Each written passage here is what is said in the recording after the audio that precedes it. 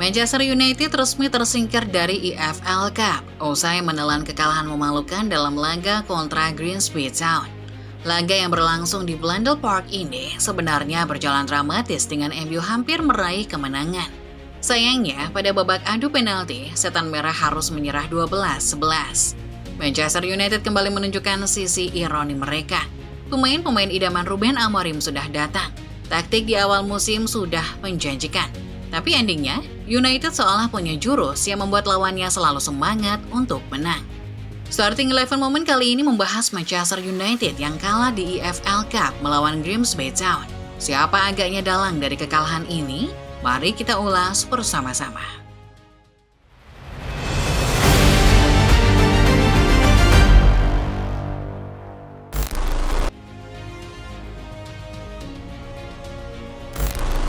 Manchester United menutup musim 2024-25 dengan hasil yang mengecewakan. Hanya finish di posisi ke-15 klasemen Premier League dan gagal meraih tiket ke kompetisi Eropa. Situasi ini mendorong manajemen klub melakukan langkah besar berupa perombakan skuad di bursa transfer musim panas 2025. Nama-nama baru pun bermunculan, mulai dari Matheus Cunha yang didatangkan dari Wolverhampton Wanderers dengan mahar besar, Diego Leon dari Cerro Porteño, hingga Bryan Mbeumo dari Brentford yang diproyeksikan akan menjadi andalan baru di depan. Tidak berhenti di situ, United juga mengamankan jasa Benjamin Sesko dari RB Leipzig dengan nilai transfer fantastis.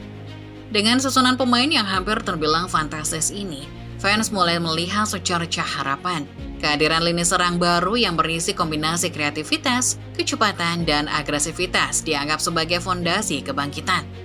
Rasa optimisme ini bahkan kian menguat ketika MU harus menelan kekalahan 0-1 dari Arsenal di Old Trafford pada laga pembuka musim 2025-26. Meski kalah, performa Setan Merah dalam pertandingan ini memperlihatkan potensi besar yang membuat supporter merasa tim kesayangan mereka telah berkembang. Bagi fans MU, kekalahan itu bukan tanda kemunduran, melainkan justru sinyal awal bahwa Manchester United akhirnya mulai menuju jalur kebangkitan.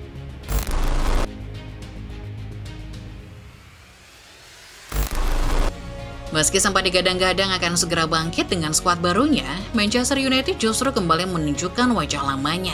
Setelah kalah dari Arsenal di laga pembuka, banyak yang percaya performa positif individu pemain anyar akan segera berbuah manis.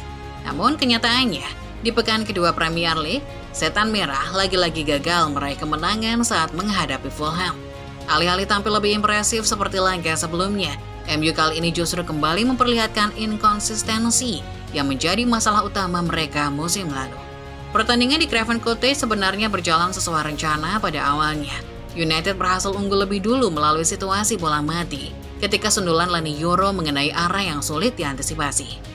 Bola tersebut akhirnya masuk ke gawang Fulham dan dicatat sebagai gol bunuh diri kiper lawan. Sayangnya, keunggulan tersebut justru membuat para pemain United terlihat menurunkan intensitas permainan. Mereka seakan merasa kemenangan sudah di tangan, sehingga Fulham perlahan mampu membangun serangan. Benar saja, di babak kedua, Emil Smith-Rowe memanfaatkan kelengahan lini belakang United untuk menyamakan kedudukan. Gol ini membuat tuan rumah bangkit, sementara United terlihat kebingungan dalam menjaga momentum permainan.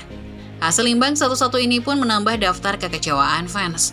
Dua pertandingan awal Premier League hanya menghasilkan 1 poin, dan United kini terdampar di posisi ke-16 klasemen sementara. Dua pertandingan awal Premier League hanya menghasilkan 1 poin, dan United kini terdampar di posisi ke-16 klasemen sementara.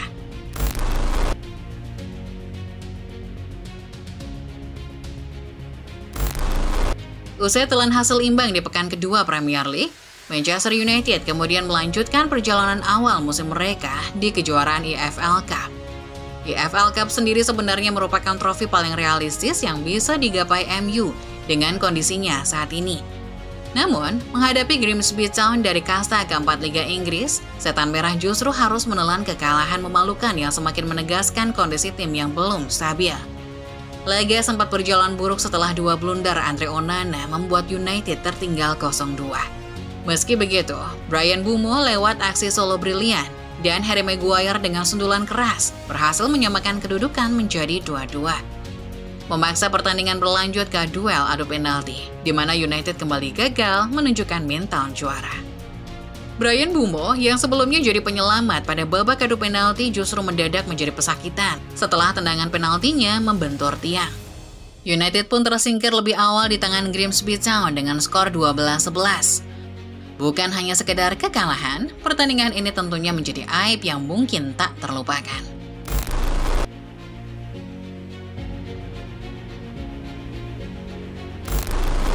Kini, dengan 3 pertandingan beruntun di semua kompetisi tanpa satupun kemenangan, saatnya kapasitas Ruben Amorim mulai dipertanyakan.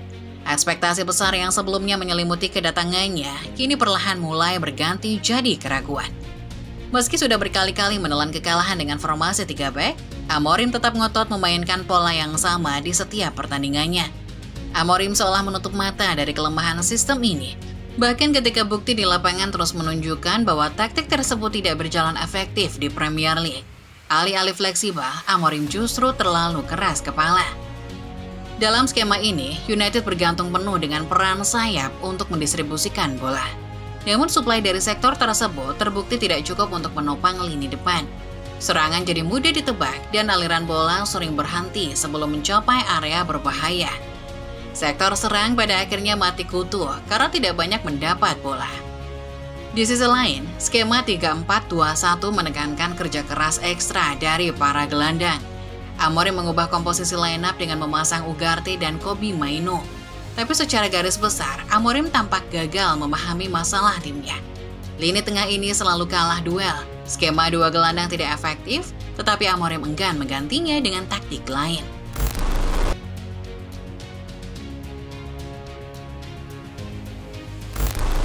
Manchester United sudah kehilangan 1 trofi, kini saatnya kembali berbenah. Pada hari Sabtu nanti, United akan kembali beraksi di Premier League dengan menghadapi Burnley di pekan ketiga. Perlu diingat kembali bahwa situasi saat ini tidak lagi memberi banyak pilihan. Yang dibutuhkan hanyalah kemenangan, bagaimanapun cara mencapainya. Kemenangan menjadi harga mati, karena tanpa itu, United berpotensi kembali terjebak dalam siklus angin-anginan seperti musim lalu.